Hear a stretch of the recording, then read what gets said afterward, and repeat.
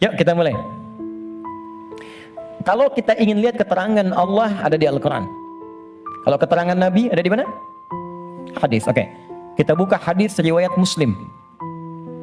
Yang standar nomor hadis 573. Kalau beda nomor, yang penting lihat riwayatnya, mungkin cetakannya berbeda.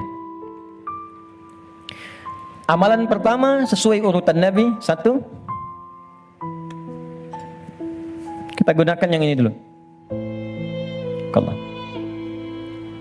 Kalimat thayyibah.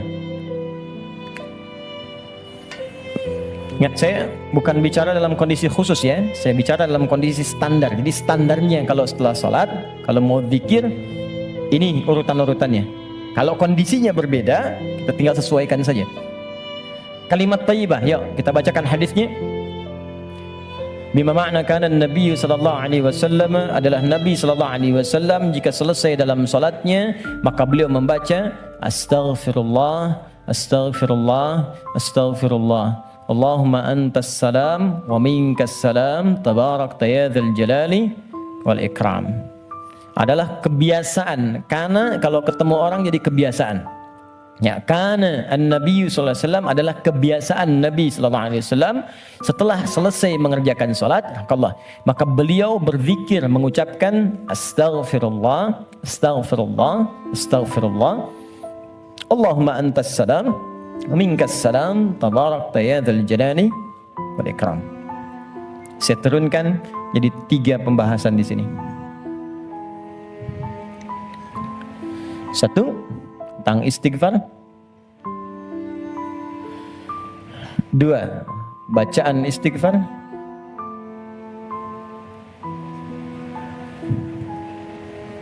3 cara istighfar. Oke.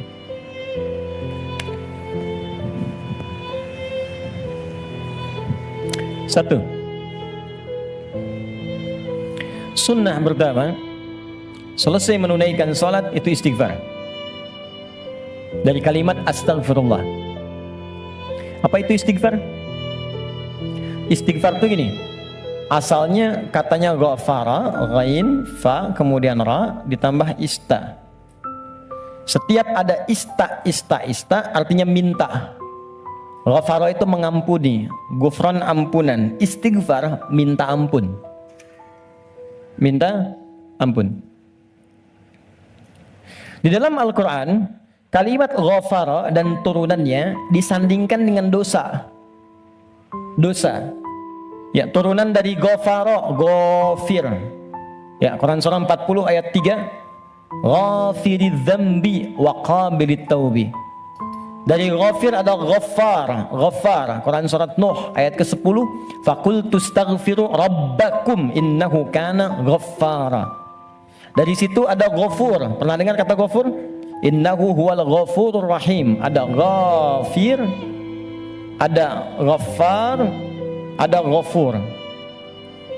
Semuanya menunjuk pada nama Allah yang mengampuni orang berdosa dengan semua tingkatan yang berbeda-beda. Kalau dosanya relatif kecil, tapi maaf, sekecil-kecilnya dosa juga. Kalau dosanya relatif kecil, ghafir. Agak menengah, ghaffar. Maaf, semakin terkumpul, ghafur diturunkan. Sampai manusia dipaksa, sebanyak apa sih dosamu? Kalau aku sudah turunkan nama yang paling tinggi untuk mengampuni semua dosa dan engkau belum taubat juga, berarti bukan aku yang salah, kata Allah. Kamunya yang gak pengen berubah. Jadi teman-teman, mohon maaf ya, justru nama-nama ini menunjukkan kepada kita Allah membuka jalan, peluang pada setiap orang untuk berubah jadi baik. Gak ada manusia yang sempurna. Fala tuzakku anfusakum, kata Allah, jangan merasa diri paling baik, jangan merasa paling suci. Semua orang pasti pernah punya salah. Saya pun mungkin sekarang kelihatan bagusnya aja karena aibnya nggak dibuka. Kalau dibuka mungkin ada katakan nih, ternyata ustadz ini buruk juga, ustadz ini kotor juga. Jadi ini peluang dalam Al-Quran menawarkan, ayo berubah jadi baik. Semua orang pasti pernah punya masa lalu yang kelam, tapi orang hebat itu yang bisa merubah yang kelam menjadi lebih baik di masa datang. Karena itu orang hebat disebutkan dalam Al-Quran, orang yang ketika dia merasa salah, dia berubah menjadi saleh. Karena itu dia ambil cara untuk tobat. Karena itulah Nabi memberikan isyarat Allah sangat mencintai pelaku maksiat yang tulus bertobat dibandingkan orang soleh yang tidak pernah merasa salah. Catat itu. Di peluang jadi baik untuk semua. Di teman-teman pun kalau ada yang ingin taklim, jangan dilihat siapa dia. Oh dia ini, dia itu. Mungkin bergabung, barangkali dia lebih soleh dari orang yang pernah datang sebelumnya. Datang, rangkul, doakan. Insya Allah jadi baik. Ini turunkan. Tapi yang paling menarik teman-teman sekalian, nah fungsi istighfar yang pertama, kita minta ampun, artinya ada dosa. Dosa apa yang terjadi pertama kali pada orang yang baru selesai sholat? Kata para ulama, jangan berpikir yang besar-besar dulu. Mungkin dosa besarnya yang pertama kali terjadi pasca sholat, dosa yang harus ditutup dengan istighfar itu, dosa kurang khusyuk dalam sholat.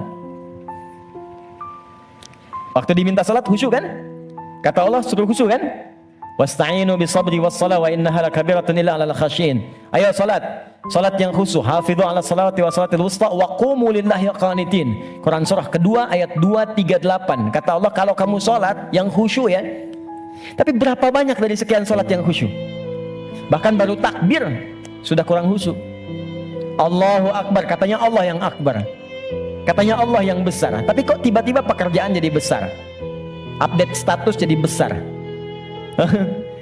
Ya, media sosial jadi besar, kendaraan jadi besar. Allahu Akbar ingat mobil, Allahu Akbar ingat IG, Allahu Akbar ingat Facebook. Berarti kan sudah keluar dari konten kekhusyuan, kan? Nah, kita bisa tutupi. Jadi yang kurang-kurang dalam salat itu, salah satunya diampuni oleh Allah kekurangan itu dengan istighfar.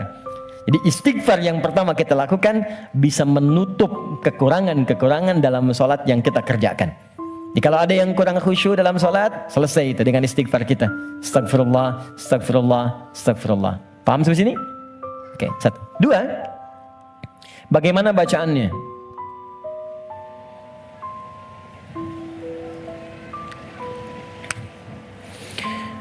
Teman-teman sekalian, bacaan istighfar itu bergantung pada kadar dosa dan jenis kesalahan yang kita perbuat. Misal, kalau yang standar tadi, ini kan standar. Ingat cara membaca hadis Nabi itu begini, jangan pakai terjemahan, lihat dengan ilmunya. Jadi kalau Nabi katakan ini bukan berarti harus begini saja, kalau yang lain tidak, bukan. Kumpulkan dulu semua referensinya, baru kita lihat.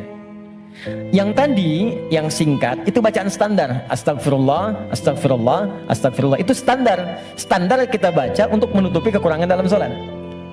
Tapi kalau kita ingin memohon kepada Allah dengan istighfar itu real, nyata, menggugurkan dosa yang kita kerjakan, maka coba oleh antum diingat dulu, punya jenis dosa apa yang kita kerjakan dalam kehidupan. Ya, saya beri contoh 3 dalam Al-Quran. Sebenarnya nggak terlampau banyak ya. Dosa standar. Dosa standar. Apa dosa standar itu? Ya standarnya memang sering berdosa. Contoh, mata fungsinya apa? Oh kan, lupa kan? Oh, kalau sudah lupa suka nggak ingat dong. Mata itu untuk kita bukan melihat, tapi melihat yang baik-baik. Ingat, melihat yang baik-baik. Teruskan kalimatnya. Kalau melihat saja, semua dilihat. Tapi ketika Anda ikutkan melihat yang baik, berarti ada yang boleh dilihat, ada yang tak boleh dilihat. Yang baik itu yang dilihat. Ketika mata melihat yang tak baik, berarti salah. Kalau salah, berpeluang dosa. Gambar tak baik, nggak boleh dilihat. Tayangan tak baik, nggak boleh dilihat. Digi, maaf sekali kalau kurang menyenangkan kalimatnya, tapi karena saya sayang dengan Anda. Saya sayang, saya khawatir nggak bisa berjumpa di suatu saat nanti. Dan saya nggak tahu saya pun di mana. Tapi karena saya sayang pada Anda, saya sampaikan kalimat ini. Kalau dipandang saya nggak boleh, apalagi dilakukan, maka jangan jadi pelakunya. Melihat aurat orang saja yang tampaknya nampak, nggak boleh dilihat, terus Anda jadi pelakunya, jadi bintangnya gitu. Maka berapa banyak dosa Anda kumpulkan dari situ.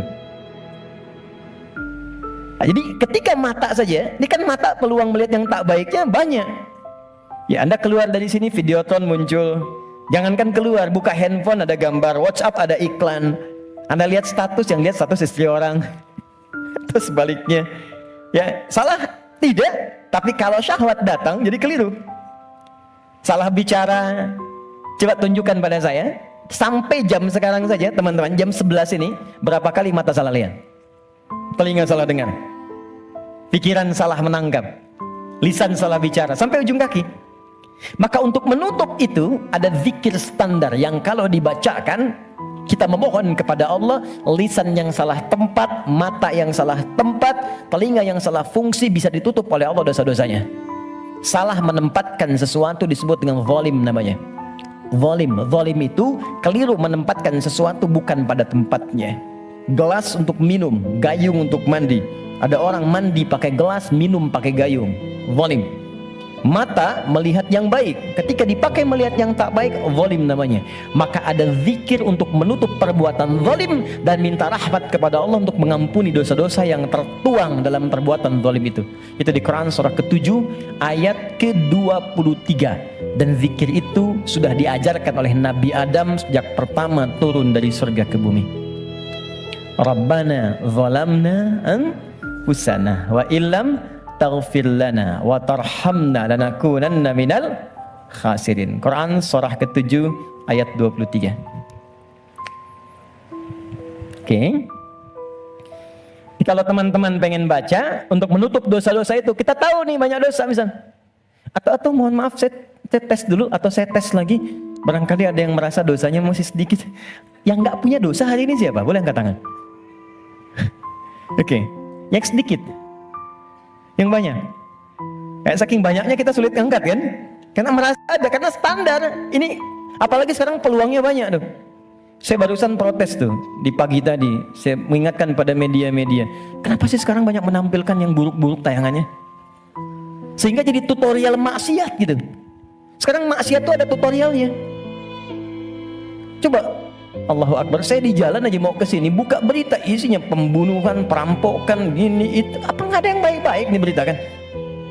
Orang itu kan apa yang diberitakan pasti itu yang dilihat. Jadi kalau Anda membuat tayangan bagus punya dilihat juga. Jadi kalau bisa bikin yang soleh, kenapa membuat yang salah? Kalau bisa membuat yang baik, ya teman-teman nih ya, misal Anda nih ikut project, bekerja di situ. Jadi kalau Anda semuanya kompak kerjakan yang baik, ya kan ikut kok semuanya. Siapa mau mainkan yang buruk-buruk? Jadi kalau kita bisa mengerjakan yang mulia, kenapa harus mencari sesuatu yang tidak baik? Nah, sekarang kita sendiri ketika mengerjakan diingat, ini baru hari ini, belum sebelumnya. Di begitu kita ingat, kita ingin tutupi, mohon izin, saya mungkin kalimatnya kurang menyenangkan. Setiap kita akan yakin akan meninggal, pasti akan wafat, pasti. Teman-teman pernah ingat gak? Kita mengaji dari tahun berapa? Sampai sekarang. Coba hitung satu-satu di antara kita. Apakah ada yang selama kita awal mengaji masih ada orangnya sekarang? Mungkin sebagian sudah gak ada. Mungkin kita sholatkan sama-sama bahkan. Atau kalau bukan dia, kerabatnya yang pulang duluan. Dan kita akan menyusul. Dan kita yakin suatu saat kita akan disolatkan, kita akan pulang. Nah, sekarang kita yakin kita akan wafat, tapi kita nggak punya bekal untuk pulang. Anda mudik bulan Ramadan aja ke Idul Fitri, Anda nggak punya bekal, kan nggak berani mudik Anda. Kenapa nggak mudik Pak? Nggak ada bekal. Sekarang kita mau kembali kepada Allah dan Anda merasa, saya merasa, kita merasa kurang bekal. Bagaimana cara kita pulang? Pakai yang standar tadi kita perbaiki. Maaf ya, maaf. Kan tidak ada aibnya kita istighfar. Jadi baik itu salahnya apa sih? Mata kan sama-sama melihat juga, telinga sama dengar juga. Jadi kalau kita bisa mendengar yang baik, kenapa harus mengerjakan yang tidak baik? Maka kita koreksi, kita bacakan Rabbana zalamna anfusana. Ya Allah, kami selama ini salah. Anfus itu diri. Saya salah menempatkan tubuh saya. Saya mengakui mata saya salah lihat. Saya mengakui telinga saya salah dengar. Sampai ke kaki saya, Allah, saya mengakui itu semua. Wa illam taghfir lana ghafar. Dan saya mohon ya Allah, kalau Kau enggak ampuni dosaku ini saat ini, wa tarhamna, enggak rahmati aku, enggak sayangi aku dengan ampunanmu, lanakunanna minal khasirin. Aku takut kalau pulang aku rugi. Aku takut kalau wafat sekarang terus aku masih banyak. Itu minta. Ini yang pertama. Maka dari itu, Anda boleh bacakan itu. Kalau standar tadi, astagfirullah, astagfirullah, astagfirullah. Jadi yang dimaksud baca astagfirullah itu yang standar. untuk menutup yang salat. Jadi kalau Anda sudah bacakan itu astagfirullah, astagfirullah, astagfirullah, kemudian Anda ingin spesifik mengoreksi diri Anda, Rabbana zalamna anfusana wa illam taghfir lana wa tarhamna lanakunanna minal khasirin. Paham? Satu. Dua, saya beri contoh yang lain.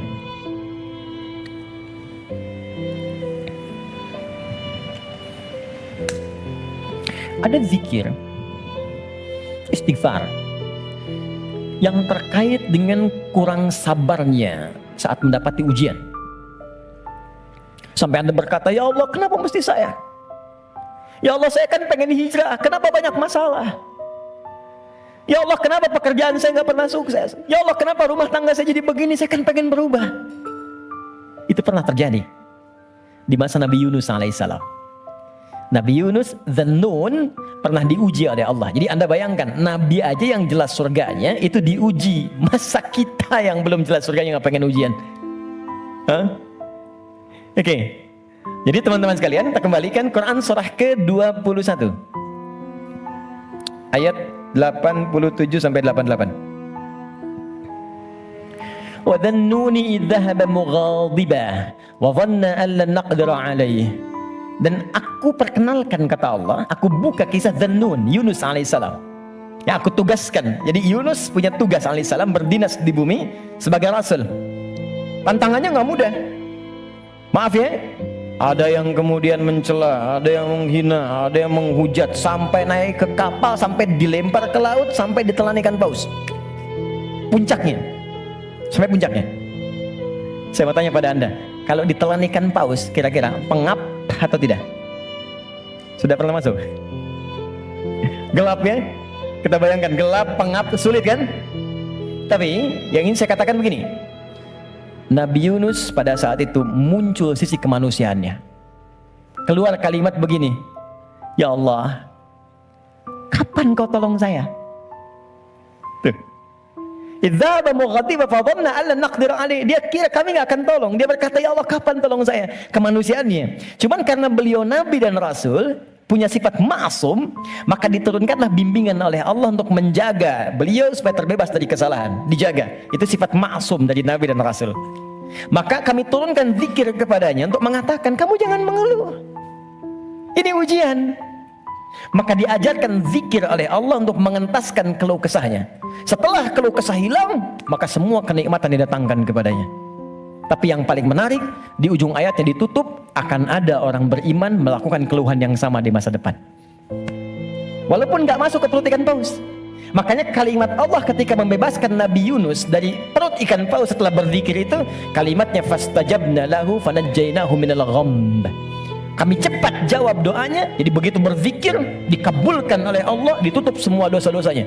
Dosa mengeluh ditutup, dosa seakan menyalahkan Allah ditutup. Ketika ditutup, kami selamatkan dari kesulitannya, kami limpahkan rezeki yang pernah dirasakan oleh ia sebelumnya, bahkan lebih. Tapi belum selesai ayatnya. Wa kadzalika nunjil mu'minin. Demikian pula kalau ada orang beriman tanpa batas di masa depan, umat siapapun ia, mengeluhkan peristiwa serupa, kalau dia melakukan zikirnya, aku lepaskan dari kesulitan yang menghimpit, aku berikan kebahagiaan tanpa batas. Saya tanya pada Anda, pernah nggak ada yang mengeluhkan ujian Allah dalam pekerjaan misalnya, di rumah tangga? Ya Allah kenapa mesti saya? Ya Allah why me? Kata Allah why not? Ya Allah kapan ini berakhir? Sebentar lagi. Ya Allah, ya Allah, ya Allah kenapa saya? Ya Allah saya kan pengen baik. Udah pengen hijrah bagus, datang ke masjid tampilan bagus, sendal paling bagus, pulang hilang sendal. Ya, ada aja gitu kan. Dan kita menuntut. Ya kata Allah tuh, kamu ini bagaimana? Nabi dulu aja diuji. Tapi Allah turunkan zikir untuk menghilangkan itu semua. Sebelum sampai pada zikirnya, teman-teman sekalian, Allah turunkan standar menghadapi ujian semacam ini. Ini pernah saya sampaikan sebelumnya. Jadi untuk menguatkan teman-teman dan saya serta kita semua, di standar ujian itu begini. Dan banyak kata Allah gagal melewati ujian itu bukan karena kurang pintar, tapi nggak belajar cara melewatinya. Saya bikin persamaan sebentar ya. Di situ aja, nggak apa, nggak. Saya tahu mana yang saya harus dihapus. Mana coba? Nah, saya tunjukin. Antum di situ dulu, lihat dulu. Ya, saya tunjukin ya. Bismillah. Karena antum yang orang pertama saya tes nanti. Insya Allah. Yang ini dulu. Ini tidak. Jazakallah khair. Kalau mau dipegang boleh. Pegang dulu aja. Lihat sini. Saya bikin persamaan begini. Saya tanya dulu. Mau masuk surga? Masya Allah. Alhamdulillah. Surga. Punya persamaan. Mau dekat dengan Allah? Alhamdulillah. Masya Allah. Dekat dengan Allah. Baik. Mau dapat ujian? Kok jadi lemes? Mau punya masalah enggak? Enggak. Maaf ya, cuman sayang persamaannya tertulis demikian. Surga dekat dengan Allah. Ternyata kuncinya disebut dengan sabar. Kuncinya apa? Sabar. Ketika seorang masuk surga, maka kalimat pertama dari malaikat ucapannya selamat karena Anda punya kunci sabar untuk masuk ke sini. Itu di Quran surah ke-13 ayat 24. Salamun alaikum bima sabartum fa ni'ma uqbaddar. Selamat Anda sabar. Karena punya sabar, Anda bisa menikmati segala kenikmatan yang telah dipaparkan di surga ini. Yang ingin dekat dengan Allah, ternyata kuncinya pun serupa, sabar. Dalilnya Quran surah kedua ayat 153. Innallaha ma'as sabirin. Allah bersama orang-orang sabar. Di saya membuat persamaan begini. Surga sama dengan dekat dengan Allah sama dengan sabar. Sekarang persamaan sabar dalam Al-Quran, sabar bersanding lurus dengan ujian, dengan masalah. Ujian, masalah. Dalilnya Quran surah kedua ayat 155 paling kiri sebelah atas. Walanabluwannakum bisyai. Kami akan uji siapapun yang hidup. Jadi sepanjang hidup pasti akan mengalami ujian. Kalau persamaan berikutnya, ujian sama dengan hidup. Jadi kalau kita baca persamaan secara terbalik, orang hidup pasti mendapat ujian. Persamaan terbaliknya, orang yang tidak ingin dapat ujian sama dengan tidak ingin hidup. Nah, sekarang saya tanya lagi, siapa yang tidak ingin punya masalah? Boleh angkat tangan? Anda maunya apa? Oke, sekarang lihat kembali. Fokus baik-baik. Lihat sini. Jadi setiap orang hidup pasti diuji. Kalau nggak hidup, baru nggak dapat ujian. Sepanjang hidup itu pasti ada masalah. Anda berpikir nggak pengen punya masalah pun itu sebetulnya masalah. Setiap kita pasti punya masalah. Saya pun di sini sedang menghadapi masalah. Seperti Anda pun belajar dengan saya sedang menggali persoalan. Nah sekarang saya keluarkan persamaan ini. Di matematika kan begini kan, A sama dengan B sama dengan C sama dengan D. Maka A sama dengan B, A sama dengan C kan? B juga sama dengan C, C sama dengan D. Kita turunkan ini. Surga sama dengan dekat dengan Allah, sama dengan sabar, sama dengan ujian. Maka kalau kita turunkan, orang yang mau pengen ke surga sama dengan ujian. Pengen dekat dengan Allah sama dengan ujian. Pengen sabar sama dengan ujian. Jadi kalau Anda ingin mendapatkan surga, pasti dapat ujian. Karena surga itu kunci untuk mendapatkan nikmat Allah. Dan untuk mendapat nikmat Allah, sabar. Untuk sabar, ada ujian. Jadi ujian itu kunci untuk ke surga. Ujian itu kunci untuk dekat dengan Allah. Ini makanya berbahagialah ketika sedang punya masalah. Artinya itu mendekatkan Anda untuk dekat dengan Allah. Coba ibu kalau nggak diuji dengan perilaku suami yang kurang menyenangkan, ibu nggak akan mungkin nikmat tahajud malam hari minta sampai berderai air mata. Kenapa jadi ketawa? Antum kalau nggak diuji dengan ujian pekerjaan, nggak akan nikmat antum puasa. Bukankah tahajud datang saat pekerjaan mulai macet? Saat akhir bulan uang belanja belum keluar? Baru kan mulai ya Allah. Terus puasa, terus baca Quran. Di kadang-kadang ujian itu muncul supaya kita bisa menikmati kedekatan dengan Allah. Ini ketika Anda mengatakan, ya Allah, aku ingin ke surga Firdaus. Baik, nih ujian. Ini masalah. Cuman supaya gampang mengatasi itu, diturunkanlah fikihnya, muncul caranya. Bagaimana supaya ringan menghadapi ini? Jadi bukan gelar yang dibutuhkan di sini, pelajaran.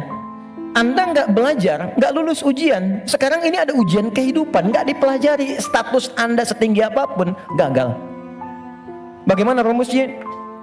Sebelum kita ke kalimat yang kita akan bacakan, maka turunan-turunan di Al-Quran. Ada 3 rumus. Pertama, kalau Anda sedang menghadapi masalah, kalau tidak ingin rumit, baik di kantor, di rumah, dimanapun, pertama kata Allah berlaku Quran surah kedua ayat 286. La yukallifullahu nafsan illa. Ini nih rumusnya. Prinsip pertama, tolong tanamkan dalam jiwa kita. Mustahil Allah menguji seorang hamba di luar batas kemampuannya. Kalau kita bahasakan ini ke dalam bahasa psikologi, itu akan menenangkan jiwa kita. Jadi kalau Anda sedang diuji, katakan kata Al-Quran, bisa, mampu.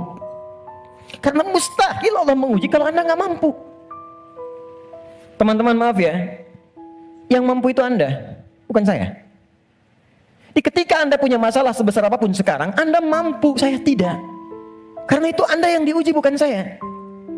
Allah menilai Anda mampu. Kenapa Anda pesimis? Allah menciptakan kita mengatakan Anda mampu. Kenapa kita yang diciptakan pesimis? Nikmati saja, katakan pasti bisa. Mampu saya. Kita yang punya ayatnya, orang Jepang yang praktekan. Bahkan dia bikin benteng Takeshi. Kamu bisa, kamu bisa, kamu bisa. Hanya untuk menaklukkan Takeshi. Kita punya, saya senang baca ya, senang baca dulu lihat. Nonton tidak. Cuma saya senang lihat baca apa gitu kan. Baca saya tahu. Son Goku musuhnya Piccolo, penulisnya Suzuki Watanabe, saya tahu itu. Ya. Nah, jadi tapi bacaan saja ya. Liverpool kalah 2-0 sama Chelsea, saya tahu nih. Nah, balik sini. Kembali ke awal tadi. Jadi ya itulah ujian. Kita mampu. Yang kedua, rumus kedua, Quran surah kedua Al-Baqarah di pertengahan ayat. Ya, yuridullahu bikumul yusra wala yuridu bikumul usra. Paling gampang al-insyirah, inna ma'al usri. Itu secara psikologis itu akan menguatkan kita. Dikata Allah, kalau engkau sedang punya masalah, katakan pada dirimu, pasti mudah, pasti ada solusinya. Jadi kalau diri kita begitu, itu akan ringan menghadapinya. Maaf ya, dibandingkan Anda menulis status, gak akan selesai. Ternyata kamu tidak seperti yang aku kira. Capek. Udah aja, pasti selesai, pasti bisa. Nah sekarang persoalannya, cara kita mengatasinya, ikhtiarnya bagaimana sekarang? Nah supaya kuat, maka kadang-kadang ada tindakan yang keliru. Kadang mengeluh, kadang curhat gak jelas, kadang cerita ke orang, alih-alih kemudian kita mengadu kepada Allah. Atau puncaknya malah menyalahkan Tuhan. Maka diturunkan oleh Allah sebuah zikir lewat lisan Nabi Yunus alaihissalam, yang kalau dibacakan, seketika Allah tenangkan keadaan jiwa, dibuang keluh kesah, dan langsung diberikan jalan terbaik untuk mendapatkan nikmat yang diharapkan. Apa bentuk zikirnya? Quran surah ke-21 ayat 77-nya. Wa nada fil zulumati alla ilaha illa anta subhanaka inni kuntu minadh. Itu zikirnya. La ilaha illa anta subhanaka inni kuntu minadh zalimin. La ilaha illa anta subhanaka inni kuntu minadh zalimin. Ini umum. Bisa di jabatan mungkin kurang menyenangkan, bisa di harta benda, bisa di persoalan. Nabi Yunus kan beliau menjabat sebagai rasul, cuman dikerjai oleh orang, dilempar ke perut ikan paus sampai keluar. Bahasa Qur'annya, wa kadzalika nunjil mu'minin. Kalau ada orang beriman berzikir seperti sama yang dikerjakan oleh Yunus, kami selamatkan ia seperti kami selamatkan Yunus alaihissalam. Boleh dikerjakan pasca salat. Langsung perintahnya di Al-Quran. Jadi kalau secara pribadi, bacakan Rabbana zalamna anfusana. Zikir terkait tadi, bacakan ini. Bonusnya, ada juga kan penyakit yang suka memvonis diri. Ya Allah, aku kok malah sakit begini. Kenapa mesti aku yang sering tahajud, sering puasa? Kenapa begini? Lakukan zikir Nabi Ayub alaihissalam. Bukan hanya diberikan ketenangan pada jiwa, bahkan diberikan kesembuhan. Diberikan kesembuhan. Saya berani mengatakan ini karena saya coba praktekkan di kalangan teman-teman spesifik, dan hasilnya 100%. 100%. Ini ada saudara kita yang sedang ikut karantina dari Goa, cukup jauh, Makassar ke sana. 30 orang, rata-rata di atas 50 tahun, 53, 57 sekian, sekaligus pendidikan imam. Sekarang di Sukabumi, ada di antara mereka yang matanya satu nggak ngelihat, satu. Coba saya sampaikan pesan Al-Quran ini, saya datang, saya kunjungi ke sana, saya sampaikan, gini cara menghafal, Anda bacakan doa ini sebelum menghafal ini, setelah menghafal ini. Kalau ada hajat khusus, cari di Al-Quran. Saya tunjukkan beberapanya. Dan tahu apa yang terjadi? 2-3 hari ke belakang saya dapat berita, ternyata yang nggak melihat ini, hari pertama, kedua, ke-13, ke-14, ke-15, tiba-tiba remang-remang melihatannya. Begitu masuk hari selanjutnya, dia buka kamar mandi masih pakai handuk, langsung ada cahaya. Ini nyata. Kelihatan semua benda yang di situ. Bisa melihat kembali. Dia keluar seketika, dia langsung sujud. Syukur kepada Allah Subhanahu wa ta'ala. Ini kisah nyata, saya tidak mengarang. Nanti mungkin sebentar lagi ke depan akan kita sampaikan untuk share kepada yang lain. Ada kemuliaan. Jadi kalau makhluk mengatakan mustahil, itu tanda dari Khalik, tinggalkan makhluk, minta pada Allah. Nah, ada zikir Nabi Ayub alaihissalam untuk menghilangkan keluh kesah ketika sakit. Itu di Quran surah ke-21 ayat 83 sampai 84. 84 jawabannya. Wa ayyuba idz nada rabbahu, zikirnya anni massaniya dhurru wa anta arhamur rahimin. Allahumma anni massaniya dhurru wa anta arhamur rahimin. Ya Allah, penyakit ini sudah mengganggu saya, melukai saya, sedangkan Engkau yang paling sayang kepada saya. Kalau yang paling sayang saja tidak menyembuhkan saya, kepada siapa lagi saya mesti meminta? Oke, jadi itu ya. Itu zikir pasca salat. Kalau ingin standar, silakan. Astagfirullah, astagfirullah, astagfirullah. Allahumma antas salam, minkas salam, tabarak ta'ala jalali wal ikram. Kalau ada kebutuhan tertentu, silakan pilih. Ya, sesuai dengan standarnya. Kalau tobat umum dengan ini ingin dipanjangkan, silakan. Astagfirullahalazim alladzi la ilaha illa huwal hayyul qayyum wa atubu ilaih. Boleh. Nah, cuma cara bacanya seperti apa? Karena banyak orang baca itu pun tidak mendapatkan hasil yang diinginkan. Maka terakhir, cara berzikir seperti yang digambarkan dalam Al-Quran dan hadis-hadis Nabi sallallahu alaihi wasallam. Oke, ini bagian terakhir. Setelah itu kita jeda sebentar, kita diskusi kalau ada yang mau ditanyakan. Kemudian nanti kita urutkan selanjutnya kemana amalan-amalan berikutnya. Terakhir, teman-teman masih ingat apa itu zikir? Amalan yang menjadikan kita ingat kepada Allah. Sekarang gini, poinnya ingat Allah. Jadi istighfar bagian dari zikir. Jadi saat istighfar pun fungsi zikirnya pakai istighfar dengan ingat Allah. Ini bukan cuma diucapkan di lisan. Astagfirullah, astagfirullah. Jangankan antum, beo pun bisa. Ajarin beo antum di rumah. Astagfirullah, astagfirullah, astagfirullah, astagfirullah, astagfirullah, astagfirullah. Bisa. Anak antum ajarin. Astagfirullah, astagfirullah, astagfirullah. Jangankan habis sholat, ada anak mau disuntik istighfar. Astagfirullahaladzim ya Allah, astagfirullahaladzim ya Allah. Ampuni aku ya Allah. Buka YouTube, ada. Ya. Jadi anak-anak tuh unik pokoknya. Apa yang diajarin, itu yang dia tangkap. Diajarin tayo, dia sebut tayo. Oh tayo, oh tayo. Nih. Rambo, Karpoli, Embers, macam-macam. Ya. Jadi luar biasa. Kembali ke sini. Jadi kalau kita ingin bacakan ini, maka fungsi zikirnya pakai ingat Allah.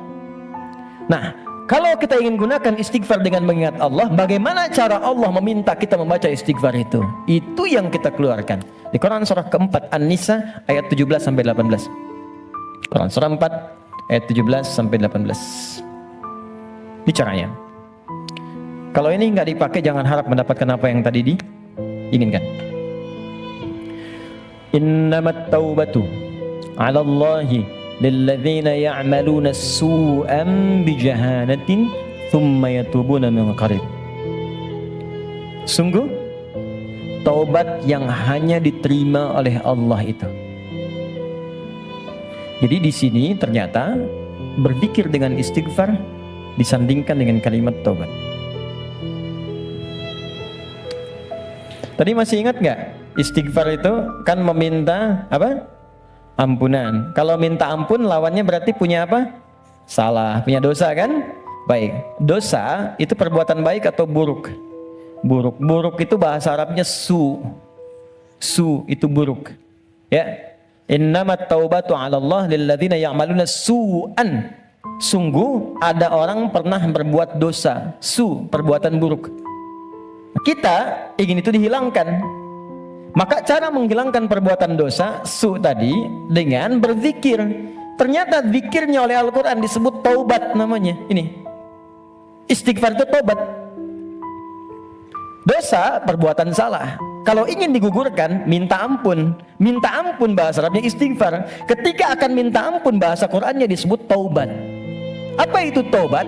Kembali kepada jalan yang benar. Bagaimana caranya? 3. 1. Mengakui kesalahan yang dilakukan dalam bertobat itu. Jadi kalau sedang istighfar, sambil diingat dosanya apa. Ini bukan cuma disebutkan di lisan, astagfirullah, tapi dosanya nggak kebayang. Catat dulu, inventarisir dulu. Misal, Anda ingin istighfari dosa mata, ingat apa yang salah dengan mata. Pernah menatap tajam pada pasangan Anda? Pernah menatap tajam pada anak-anak Anda walaupun mereka tanpa salah? Kalau ada anak di bawah balik berbuat salah, jangan langsung dimarahi. Mungkin perilaku bapak ibunya yang salah. Kalau anak Anda sulit ke masjid, jangan dibentak. Mungkin dia melihat bapaknya yang dulu nggak pernah ke masjid. Anak itu cuma mengoleksi apa yang dia lihat, apa yang dia dengar. Jadi kalau dia berbuat keliru, jangan disalahkan dulu. Istighfar dulu. Saya salah ya Allah. Catat dulu. Jadi ketika Anda ingin Rabbana zalamna anfusana, anfus diri kita, anfus. Dari ujung kepala sampai ujung kaki. Apa yang salah di mata? Apa yang salah di lisan? Ingat ibu Anda, ayah Anda. Mungkin pekerjaan yang sulit itu bukan karena Anda kurang hebat, belum selesai dengan orang tua. Ada yang salah. Anda kebayang nggak? Anak muslim, ibu belum muslim, bapak masih non muslim, masih diminta oleh Quran berbuat baik pada orang tuanya.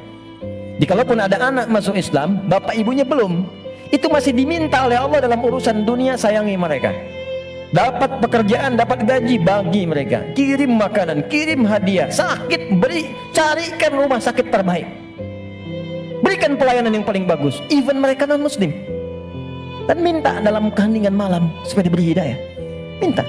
Sekarang yang non muslim saja diminta kita berbuat baik, apalagi yang muslim. Sana berkata, mama sih, bapak. Mungkin itu yang menghambat pekerjaan itu belum berlangsung sempurna. Dengan pasangan hidup, suami ke istri, istri ke suami, ke anak, ke tetangga, itu aja dulu. Jadi begitu Anda datang istighfar, astagfirullah, ingat-ingat dosanya apa. Ingat-ingat.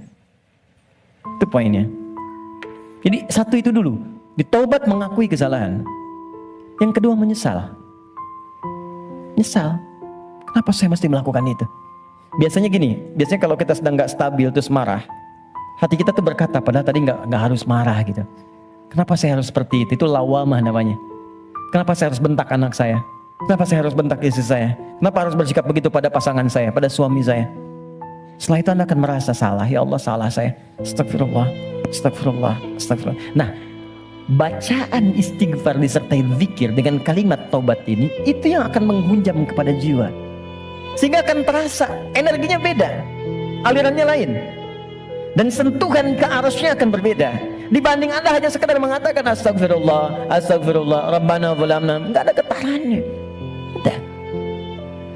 Karena itu, begitu Anda merasakan, mengatakan, mengakuinya, menyesalinya. Kata para ulama, bayangkan kalau Anda masih merasa mengerjakan itu, bayangkan seketika diwafatkan. Sesali itu, terakhir mengganti itu dengan perbuatan yang lebih baik. Ganti dengan yang baik. Akui, sesali, ganti dengan yang baik. Karena itu di Quran itu ketika ada kata taubat selalu diiringi setelahnya umumnya dengan kata aslah. Faman taba wa aslaha. Ya, taba wa aslaha wa aslaha. Orang taubat yang benar itu yang mampu mengganti perbuatan buruknya dengan yang lebih baik. Di setelah istighfar, lisannya gak kasar lagi. Alih-alih mencela, sekarang jadi kata-kata yang mulia, kata-kata cinta yang keluar. Dengan teman-teman juga begitu, mata jadi baik, telinga jadi baik sampai ke ujung kaki. Itulah tobat yang benar. Jadi kalau esensi istighfar kita mau benar, ini teman-teman gini ya, kalau ini dipraktekkan satu aja, jadi orang baik kita. Satu aja, jadi orang baik. Lalu apa yang kurang baik dalam Islam? Nggak ada, Pak. Makanya jangan sembarangan menyebut Islam. Ini sekarang banyak di luar orang bikin isu tentang Islam, cuman salah. Cara berpikirnya keliru. Sekarang kan yang disebutkan Islam semua, Islam radikal. Jadi angin membangun persepsi Islamnya memang radikal. Kalau ada yang radikal, bukan Islamnya, Muslimnya yang keliru, orangnya. Dan logika berkata begini, ini hukum logika di ilmu mantik, ilmu logika. Ini ada A misalnya, satu ajaran. Diajarkan di 1, 2, 3, 4. Ajaran di 1 jadi baik, 2 baik, 3 baik, 4 tidak baik. Maka jangan langsung disalahkan A-nya. Dilihat mungkin ini yang salah belajarnya.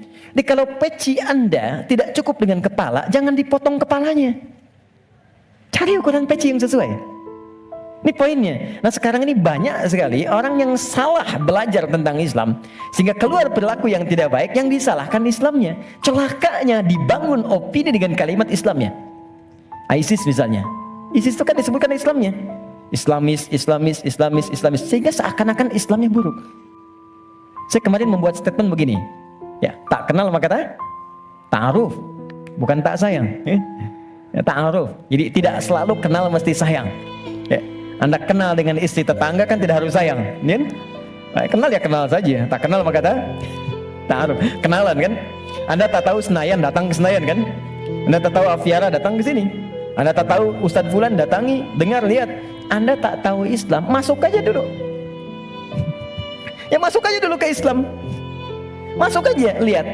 Terus ikutin sholat, ikut baca Al-Quran, ikut belajar puasa. Yakin saya, begitu masuk gak akan keluar. Kalau benar belajarnya. Kalau belum siap masuk dengan pintu syahadat, lewat belajar dengan pintu sholat. Ikut-ikutan dulu pakai jilbab, ikut-ikutan ikut sholat, merasakan kenikmatannya, ikut puasa dulu. Begitu siap, masuk lewat pintu syahadatnya. Enggak siap, enggak dipaksa. Indah semuanya. Tuh, ini poinnya. Jelas ya? Oke, jadi saya ingin apa yang kita lakukan itu punya makna. Saya senang paham. Saya tidak senang hafalan. Anda menghafal tapi nggak ngerti itu. Sama dengan sindiran Al-Quran. Banyak orang sekarang sholat menghafal tapi nggak paham yang dibaca. Coba jujur, saya sering katakan kalimat ini. Dari sekian ribu kita ruku dan sujud, sekian kali sholat, berapa persen yang kita pahami dari semua bacaan sholat itu? Ya, bagaimana bisa khusyuk kalau nggak ngerti yang diungkapkan?